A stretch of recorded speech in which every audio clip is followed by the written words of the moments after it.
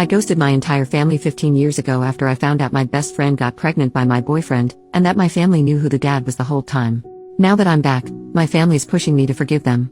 When I, 33F, was 18 years old and in my senior year of high school, I really believed my life was on a good track. I lived with my parents and 4 siblings, 23M, 22M, 20F, 14F, and spent most of my days hanging out with my best friend Ashley, 18F, or my boyfriend of 3 years Kyle, 20M. Both Ashley's and Kyle's parents were best friends with my parents, so I knew both of them since we were in diapers. We spent holidays together, birthdays, and visited each other all the time as we lived in the same town. Ashley's been my friend for 18 years and she truly was the person I trusted with everything. Sometimes our parents would joke that we are connected by the hip as we were together all the time. I've been dating Kyle for the last 3 years. I believed he was the love of my life and the one I would eventually marry. We were quite serious and even talked about getting married after he finished college. He was a sophomore at that point. Although I had every plan on going to university, I was quite content with the idea of being married to Kyle and being a stay-at-home mom. My parents loved Kyle and supported our relationship. I really was happy. I think I should note here that my sister was also dating Kyle's brother and that all our siblings were very close. One day, at the beginning of the school year, I noticed that Ashley was being very melancholic and detached. After a while of prodding, she finally told me she was pregnant. I was very surprised because I didn't know. She and her boyfriend broke up a while ago and I didn't know she had anyone else like that in her life. I asked her who the father was and she didn't want to talk about it, but in a way implied that the ex was the father. She was absolutely distraught, so I dropped the topic and just consoled her. I was with her when she told her family, and while her parents were disappointed, they promised to support her in whatever she decides. They tried to make her share the dad's name but she refused and made me promise to stay quiet. They did not know she had a boyfriend at one point. I was there for her for the next 9 months. I went with her for an ultrasound and doctor's appointments. I was there for her when she was bullied in school for being pregnant. I helped her set up the nursery. I was there when she was sick or just felt down. I held a baby shower for her, went shopping with her. I even took some parenting classes with her.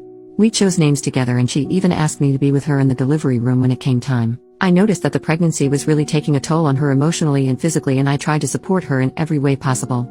She was my best friend, always there for me, and I loved her. About 2 weeks before her due date, I went to the mall to run some errands and ran into her ex. Although I promised never to contact her, the knowledge of my friend's emotional state sent me into a fit of anger and I confronted him. I gave him a piece of my mind, told him what a piece of shit he was for leaving his ex pregnant and alone and not caring for his unborn child. He was shocked and said that he had no idea what I was talking about.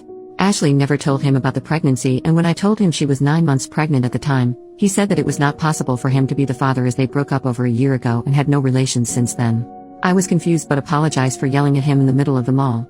After that, he became snarky, said some nasty stuff, and mentioned that maybe I should ask Ashley's friend Kyle if he is the daddy. I didn't really think about his words in any way. Kyle and Ashley have been friends their entire lives. We were always very close, because of our parents' relationship, but they never showed any sign of being anything more. That evening my younger sister and I were preparing to have a movie night. I began ranting to her about confronting Ashley's ex and his words. My sister, who is usually very outspoken, got quiet and didn't really respond to anything I said. After a while, she excused herself and went to the bathroom. I decided to go and get some snacks and went downstairs to the kitchen, and I heard younger sister berating my mother. This part of my memory is really fuzzy as I was dealing with lots of emotions. My sister told my mom about me running into Ashley's ex and his words, and told my mom she no longer wanted to hide from me the fact that Kyle was Ashley's baby's father. I was shocked, absolutely shocked. I stumbled into the kitchen and demanded an explanation. Both my mom and my sister became white as a sheet when they saw me, and my sister started crying her eyes out. My sister explained to me some things I also learned from other people later, that appeared during the end of the summer break. Kyle and Ashley attended the same house party, got drunk, and slept together. Ashley got pregnant and told Kyle, but they were both ashamed and afraid of telling me. They also didn't share this with their parents. Ashley, however, couldn't keep the secret and told her mom and dad, who told Kyle's parents and later told mine as well. This all happened when Ashley was in her first trimester. By her second trimester, all of my siblings, Kyle's and Ashley's siblings, knew about this. Everyone, except for me. I simply cannot explain the way I felt. I was physically ill for the next 3 days and I couldn't speak to anyone. My parents were apologetic but explained that they didn't want to see me hurt or ruin everyone's relationship. I did not speak with Kyle or Ashley, although they bombarded my phone with messages and calls and also came to my house. I refused to see them. At one point Kyle's mom came to our house and my mom allowed her into my room. While I was lying in my bed still ill and just emotionally drained from the betrayal, she tried to convince me to forgive them and how Ashley and the baby need me. I said nothing. 2 weeks later Ashley went into labor. I learned from my parents that she had a hard delivery. She lost a lot of blood and needed an emergency C-section. Kyle apparently was at the birth. I was a complete wreck. Because of the betrayal by both, because I planned to be there and now physically and emotionally couldn't, because I was looking forward to this moment for months. So many reasons. My older sister immediately went to the hospital to be with her boyfriend. My other siblings weren't at home, so I was left alone with my parents. All I wanted was to lay in my bed or cuddle in my bed with my mom and cry all my feelings out. My mom received a call from Ashley's mom. She came to my room and told me that she and dad were going to the hospital. I was perplexed and asked her to stay with me. She said that Ashley's parents need all the support they can get and that we will discuss everything later. I tried to tell her not to go and that I also need their support, but she said not to be selfish and they left. I was left alone at the house and I just couldn't comprehend what happened in the last few weeks. I couldn't believe that my parents would go and support someone who hurt me so much, while I was also here suffering. Am I really selfish to think like that? I don't know when, but my sadness turned into rage, the kind I never experienced before. In a fit of combined emotions and feelings of betrayal, I started packing my bags and decided to leave home. It didn't take a while, but I started having second thoughts and just sat in the living room feeling empty. After a while, I received a text from my sister. The text said that Ashley gave birth to a healthy girl and that they were both okay. She attached a picture of the newborn and told me they named her Sarah, the name Ashley, and I chose some months ago. She sent a second text a while later, telling me that my parents and she were going to join Ashley's and Kyle's parents in going to a bar in the town to celebrate. I don't remember much after that. I think I was just consumed by everything and my memory is very foggy. I left. I took a train and left. I stayed at a hostel in Phoenix for a while. I got a job at a store and planned to finish high school there. My parents, siblings, Kyle, and Ashley tried to contact me. My mom was sending me a panicked voicemail, demanding me to come back. They also reported me as a missing person, but I don't think it went anywhere as I was 18. Anyway, soon afterward I met Dean, 21M. He also lived in Phoenix and had a complicated relationship with his family. We really connected and became friends soon after. He helped me a lot at that time. I struggled. I had no idea how to take care of myself or how to literally be an adult. He introduced me to his group of friends, helped me finish high school, and moved in with him and his friends. He helped me deal with my pain. I really struggled at one point and also had some regrets. I wanted to see a therapist, but I most definitely couldn't afford it. He was there for me and supported me through everything and I don't think I would have lasted long without him. We began dating after a year. He inherited some money from his grandpa and decided to move across the country to the big city. Although we weren't together for long, he asked me to go with him. I was a bit reluctant because we both had a lot of emotional baggage and I was still very insecure in my situation, but I did go. We moved, got jobs, and tried to survive. Soon after my 21st birthday, we decided to get married. It was a crazy, spontaneous decision, but we did it. I enrolled in university and Dean helped me pay for it. He himself opened a company that took off pretty nicely and we were able to live more comfortably. I was in uni and also worked a part-time job to contribute. We had our ups and downs but somehow survived. After uni, I started working in his company and we slowly built it up. When I look back now, I don't think I was in love with Dean when we got married. I loved him, but I wasn't in love. But he was there for me, always, unconditionally, and today I don't think I could love him more. He is the love of my life. We've been married for 12 years now and we have a 2-year-old son and a 6-month-old son. Sometimes I regretted leaving my family behind, but I just couldn't go back. It was very painful. I felt like my parents chose Ashley and Kyle over me. I did go to a therapist when I was 25 and tried to deal with my emotions. Last year, at the beginning of the pandemic, I received an email from a 14-year-old girl named Evelyn. She explained that she was my niece, my older sister's and Kyle's brother's kid. She knew about me and wanted to meet me. Although I was reluctant to speak to her, we did exchange some emails. Let me note that she did not know what transpired 15 years ago, so the conversations were pretty innocent. We talked about her school, interest, and she talked about my family. I learned I had 10 nieces and nephews. I also learned that Kyle married Ashley 4 years after I left and had 2 sons besides Sarah. My parents continued to have a friendship with Kyle's and Ashley's family, and to me, it really felt like my family continued their normal life, despite me being gone. She tried to talk to me about what happened, but I didn't really think it was my place to explain things to her, so I simply said that relationships change and things happen in life that make us go our separate ways. We continued talking every so often for almost a year.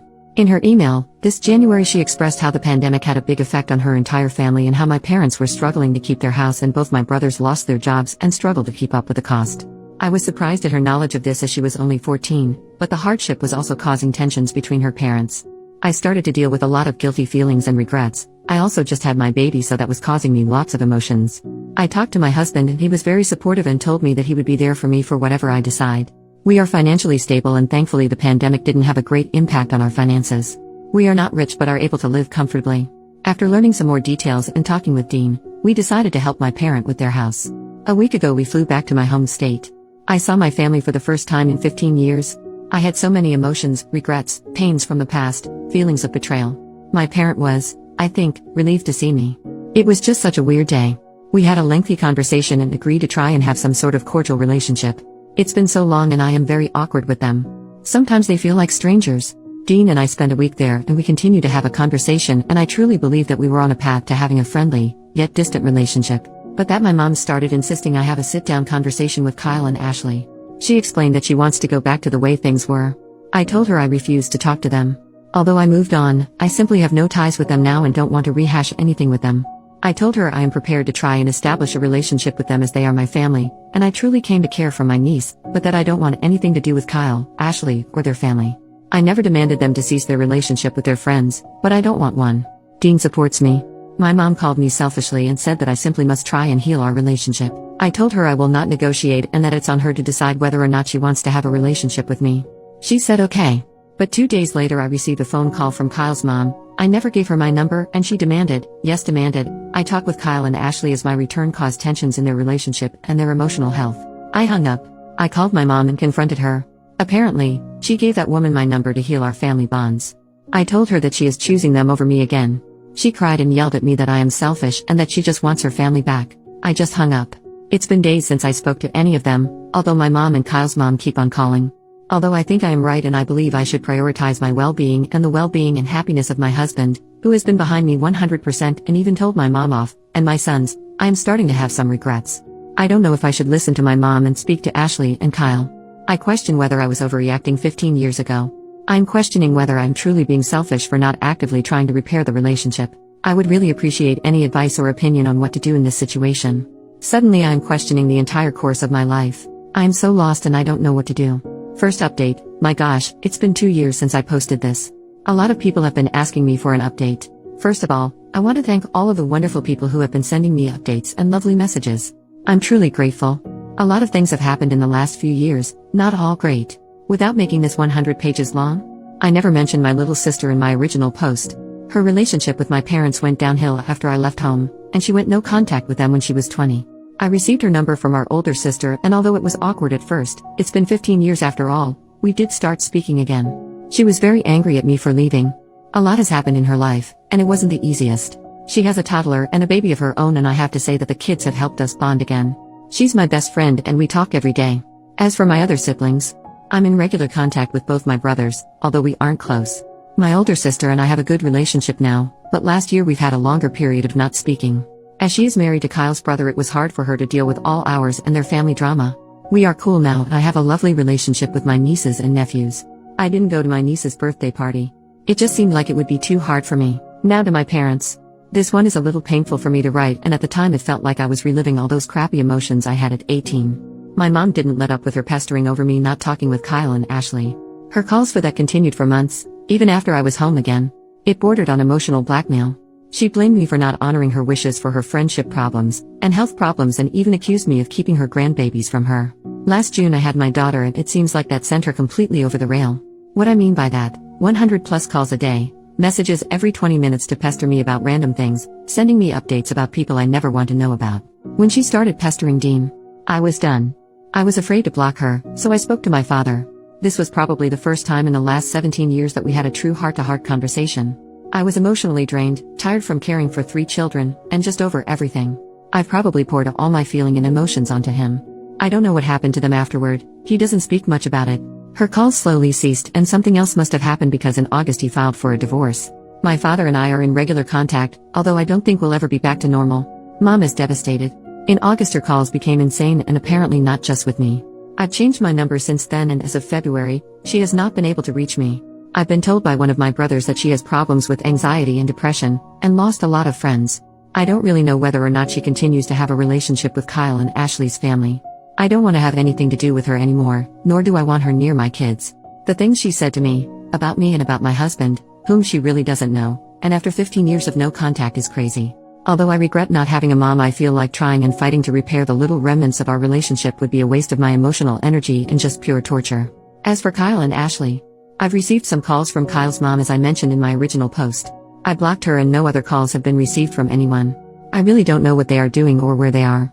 I've had no contact with them. The only thing that really happened is that, in August when crap went downhill, my brother-in-law, Kyle's brother, brought me a letter apparently written by Ashley. I've not opened it and I really don't know if I want to. I feel like I've moved on from them, but on the other hand, I'm curious as to what she has to say after so many years. However, that in itself could bring back bad emotions. I'm doing okay now, with my babies and Dean, who is a real trooper in all of this. I'm trying to focus on my family, and I really hope that this is all behind me. To all of you, thank you, again. If anything else happens, I'll try to update sooner. Second update, 1 month later. Dear everyone, I have no idea if anyone will see this, but during the last few months since I posted my update, I have received many messages with advice and words of support. I have no way of thanking you, but know that your words truly mean a lot to me. I try to reply to everyone, but it sometimes takes me a while. A lot of questions have been asked in these messages and I can't answer them all at this time. I plan on updating soon. Just to quickly answer the most common ones. 1. I have not read the letter yet. Soon after updating, I started therapy again in Dean and I decided that it would be best if I gave the letter to my therapist and let him decide when and if I am ever ready to read it. 2. I have not spoken to my mom since the update. I've received messages on Facebook from her and Ashley's mom, which is a first. The latter I didn't even read. I've since deactivated my Facebook for the time being. 3. Neither Kyle nor Ashley tried to contact me via any social media. The only thing I know is that Kyle was asking my brother-in-law for my address or number, but brother-in-law refused them. That's when Ashley gave him the letter. Brother-in-law is in no contact with his family at the moment. 4. They are separated as per my brother-in-law, but he does not know whether they are divorced or not. 5. Last week my dad was in town. He does not know my address and has never been to my house. For the first time in almost 2 decades, we had an open, honest conversation. I have to admit it was a lot and I was not good for a few days afterwards. But it was necessary. I learned a lot about my mom. A lot of you tried to imply there must have been something in her past to make her the way she is, and the time between them learning Ashley was pregnant and my return 2 years ago. It's a lot to unpack and I'll probably be in therapy for a long time. It's a lot really, so I'll have to write a separate update. 6. Also, my little sister. She was not at fault and I never blamed her for hiding the secret from me. She was a teen and she knew it was wrong, but she was put under a lot of pressure by our mom. After I left, her life was hell and our mom was insufferable and blamed her for a lot of things. Again, thank you for your words of support and encouragement. Lots of you sent words for Dean as well and he has read them. You are right, he is the best and I probably would not have been where I am today without him. Please appreciate your families, if they are there for you in good and bad of course. Call your parents and sibling and tell them how much you love them. In moments like this, we realize how much we undervalue the good people in our lives. Thank you and I hope you are all well. Third update, 2 months later in a comment. Hello. She was never bullied before really, it started after she got pregnant. Our state is pretty conservative, so it wasn't well received that she was pregnant, unmarried, and without a partner. There was no physical violence, people were quite mean and kept reminding her of her mistakes. I don't know if people knew that he was the father, I always just assumed it was because she was pregnant. I've learned from my dad that apparently they weren't hooking up with each other before, but that could be a lie, but apparently she did like him, so it wasn't really just an awkward, drunk one-night stand with just anyone. Knowing this fact would probably kill me back then, but I sort of assumed without being told. Her ex suspected it. They didn't date anymore at the party, but I think he also never liked Kyle, so seeing them together like that was a red flag. I wasn't a party animal, nor was she, but I don't know if they just went that day. I don't remember if they went together or separately, but I'd assume the latter. She did have other friends after all, who enjoyed night outs. The drunkenness part. I really don't remember them being that heavy drinkers. At least I never saw her drunk to the point that she was reckless or had a loss of memory. So I never really believed that part much, but I wasn't there. And really it doesn't matter, drunk or not, it was a betrayal. I read some of Kyle's texts back then. I never answered any of the phone calls or anything. I never spoke to them after I learned that he was the father. I kinda regret that now. Maybe it would have been more beneficial for everyone if I gave them a good earful, expressed all the pain, and gone no contact after that, but I just wasn't in the right state of mind and I was sick a lot back then. This current letter is from her and I haven't read it yet. At this point, I believe that my mom is grieving the loss of a tight family and friendship unit that we had when I was younger and another relationship. She has yet to realize that none of her 5 kids speak or see her. None of her grandchildren see her.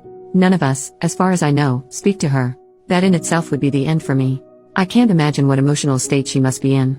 We all agree that she needs psychological or psychiatric help. She refused. Dad and eldest brother tried, but you can't convince someone like that.